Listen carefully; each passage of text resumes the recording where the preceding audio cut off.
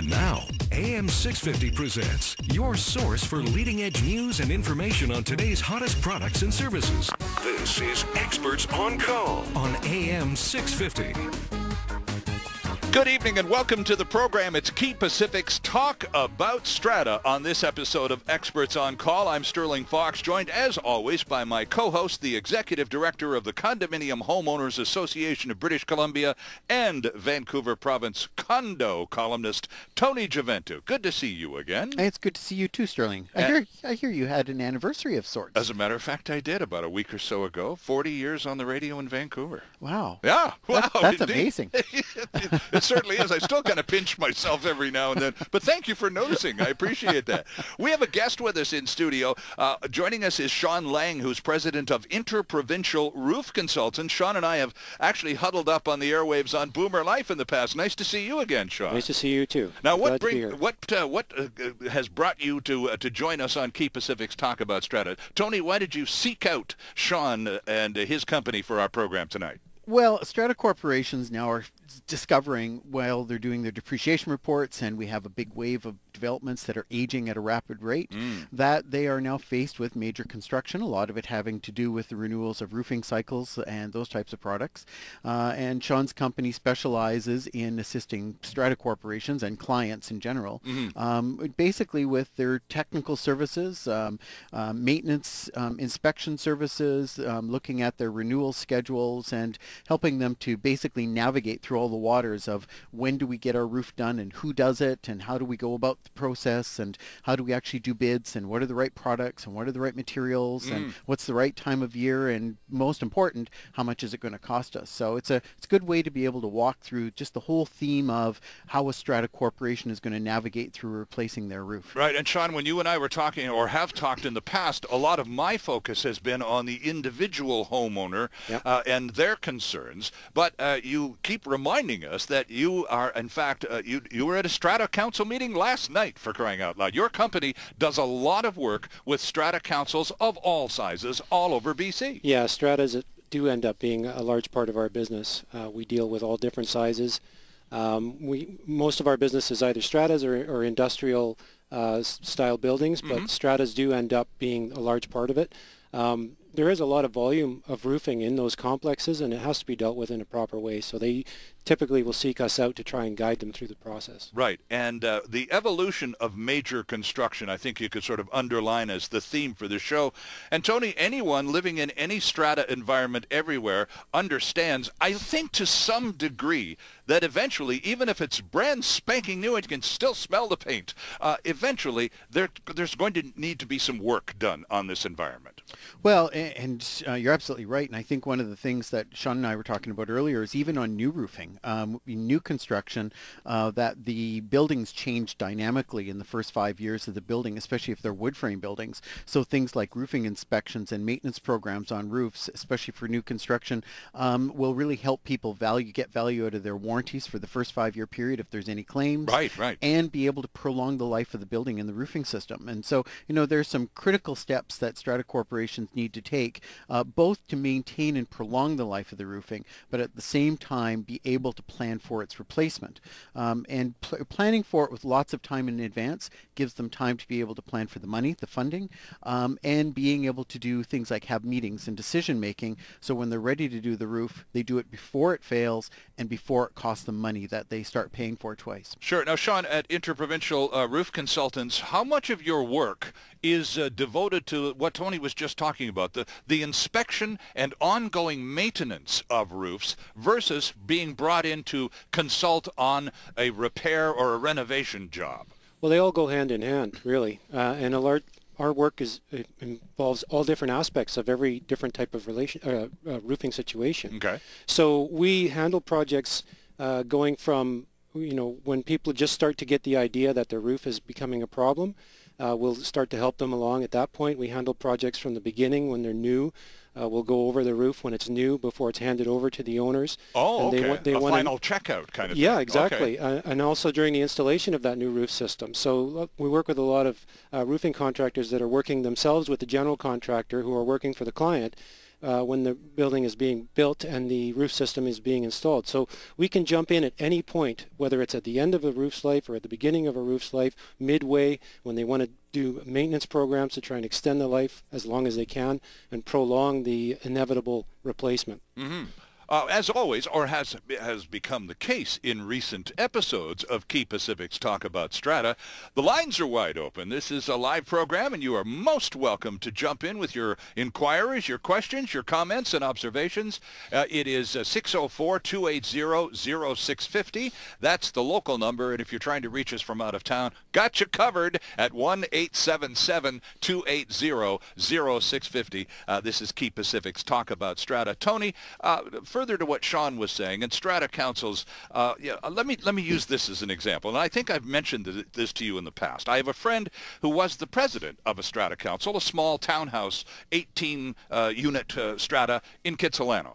And she doesn't have any kind of technical or industrial background whatsoever. But she tried to do a good job. And she said her biggest problem, aside from getting the individual residents or owners of the strata units to pony up the dough when it came time to meet some expense issues, the other part was bringing information to council. She, the president, was the person that you would speak to. Sean, for example, if you went out on a roof consulting job, you would speak to the strata council president. Yep. You would give her the information and your recommendations, and that president in turn takes them back. She said she's not an expert on any of this stuff. She has no background in any of this. She had to rely and trust individuals to be fair and honest with her, and the frustration was sometimes she knew that wasn't happening, but didn't have the technical background to say, oh, that's rubbish. When she was dealing with the roofers, you meant? Exactly. Yeah. Or any other major contractors Yeah. For renovation work. Yeah, it helps to have somebody, hold your hand through the process, and a consultant can go a long way, whether it's the financial aspect of it, trying to help with developing what it might cost, the budget figures and such, to designing the scope of work to fit that budget as you get to that point, but even just, light conversations about what they should do in the course of the project, or just doing maintenance on the project. The consultant can jump in and provide a lot of help or a little help, depending on what the person really needs. So if the strata president is smart, Tony, and you encounter all kinds of strata council presidents, they'll be doing good homework, and they'll seek out the advice of consultants before even the bidding process begins, or before they have to go back to council with some kind of recommendation. Well, actually, I don't think the strata council president should be acting independently. And I think that's part of the problem. Okay. When individuals on strata council take on projects without the knowledge or without the direction of the rest of the council. And is that because they assume the responsibility and perhaps aren't willing to share it? That could be it. Could be a variety of things. Okay. Could be personalities. Could be the fact that nobody else on council wants to do anything. It, exactly. It could be a variety of reasons. But there isn't any special powers bestowed on any special council member. Okay. Contractors have to rely on someone, and it's often the president of strata council, and they can rely on that in good faith that that person has the authority to do it. But very, very frequently we get complaints about council members who've just gone off and done things the rest of the council don't know anything about. Right. They've contacted contractors. They've given away information they shouldn't be giving away. They've entered into agreements they didn't have the authority to enter into, and that's problematic because it's the council collectively. One of the underlying problems, though, that strata corporations have is they don't acknowledge that council members are exactly the same as all the other owners. Right. They're all volunteers. Right. Right. And so they're all in it together. Well, and we have a group of volunteers. So how do we help the group of volunteers make good decisions? And we help them make good decisions by giving them the funds they need to be able to hire the people who are qualified to make these decisions. People like Sean. Okay. Right? We hire consultants. We hire people who are independent of the eventual process, where we don't set up people to be in conflict of interest. Right. Right. You have the president of the strata council who says, my brother is a roofing company, we're just going to hire him. He says that if we go to a tendering process, it's just going to cost us more money, and everything is just going to be far more inflated, and it's not worth it. Let's just negotiate a price and we'll get it done. And that turns badly more often than not, because there is very frequently nothing in writing. Right. There are no fixed terms and conditions of what's being delivered, and there's all kinds of other associated contractually related problems with that. But strata corporations need to think about the sequence. The sequence is we get a depreciation report. We finally got this report in our hands, and it says in 2018 we're going to need a new roof. So when do you think it's logical to start planning for the roof? Right away. Right away. 2018 is not that far away. It's 4 years away. Right. So, our first thing should be we have an inspection on the roof to find out, are there maintenance items that we can be doing to anticipate extending the life of the roof? Oh, okay. It maybe the life is shorter than 2018. Maybe the estimate is off. Maybe in fact it's 2016 that we should be looking at the roof. And the values that we get in the report, it says 2018 we need a new roof, and the new roof is going to cost $150,000. That's only generally based upon a broad assessment of the existing material and the area that's being covered. Right. It doesn't consider the fact that there might have to be design changes to the roof. There may be damage. There may be other things that have to be modified. That material may not exist anymore. There may be a variety of changes that will significantly change the outcome of the roof. So the Strata Corporation needs to fund long in advance money for consultants. Absolutely. So the consultant or the inspector can come on site, look at the roof, give them an evaluation of the roof, help them with existing maintenance issues, and help them with the planning process. Sean, how do your arrangements go when you're retained, when Interprovincial Roof Consultants is retained by a strata council to come in and do an inspection job and give an estimate if indeed repairs are necessary now, and plus, going to Tony's point, yeah, we know we're going to need this roof redone in 3, 4, 5 years. When you go in and provide this information, I assume there's a flat fee involved. Yeah. And unlike a contractor, I would suspect not a lot of hidden costs. No, not for us to do a report. Right, I mean, basically, we can quote a simple phone call, give us the address, we can Google it or look it up on with satellite imagery. We can tell what the building looks like, and we can give you a quote to come out and have a look at it. Right. And again, it goes back to how deep you want us to get involved in it. We can come out and do a very light review and just basically say, yeah, you've got a good roof system or you've got a bad roof system. Mm-hmm. Or we can get intense and we can look at every single detail on the building and do core sampling and look at ventilation and look at wall issues and everything and write up a full report that could be 100 pages long. Yeah. With photos and comments that are all correlated. So the depth that we're involved really varies, but it goes a long way towards that future planning. And back to what Tony said about, they know they have to do the roof in 2018. Mm-hmm. Well, assessing a roof now might get you that result that you think in 2018, but that can change because a roof is a very dynamic structure. And it's under the forces of weather and its own expansion, contraction, and other building issues. That projection can change. So reviewing the roof system every year or 2 years at the most is very beneficial into making sure that projection isn't coming sooner, or could it be extended longer? Because it goes both ways. Well, and we have a caller that we want to get to, but before we do that, the other benefit that's changing is we've had another tabled change in our legislation in the last week when it comes to depreciation reports and how people access money, and this ties right into the long-term planning of renewal of your products. Well, especially if you've got an expensive job coming up in a few years, why not start setting aside funds for it now so you don't get whacked in that final year? Well, under the tabled change in the legislation, if you have a depreciation item in your report that requires renewal, you will be able to withdraw that money from your reserve funds now by majority vote. It won't be a 3/4 vote any longer. So we're now contributing by majority vote, and depreciation reports, items identified in depreciation reports, the strata will be able to draw those funds by a majority vote at a general meeting. And so it's going to be much easier for stratas to start doing long-term planning. If I know we need $200,000 over the next 4 years to go into the roof fund, we can be building enough money into our contingency each year over the next 4 years so that owners can be paying over 12-month periods over the next 4 years, which is so much easier for everybody who lives in the buildings. Oh, absolutely, because some of these, well, Sean, you do this for a living, some of these roofing, the costs attached are just absolutely staggering. Yeah, they get pretty large. Yeah. Let's get to the phone board, 604-280-0650. From out of town, it's 1-877-280-0650. We'll start here in Metro Vancouver in Surrey. Leonard, good evening. Yes, good evening. Yes, I would like to add a comment on that. The depreciation, which was instigated or instituted by the government a couple of years back, and what had to be done as of this December, or last December, this December, right? Which we did, and had a company. They have since come in and completed. Now, so They completed the charge just over $3,000. And here, I'll just give you one of the lines from their survey. This report has been prepared after a site visit review of any existing drawings and records available to us. No testing or calculations of the building services and equipment have been done. Right. And this report reflects the best judgments based on information provided at the time of preparations. In other words, it's not a depreciation report, and they say it's not a depreciation report. So what are we paying for? We have looked after our place, and it's been built since '93. And have looked after.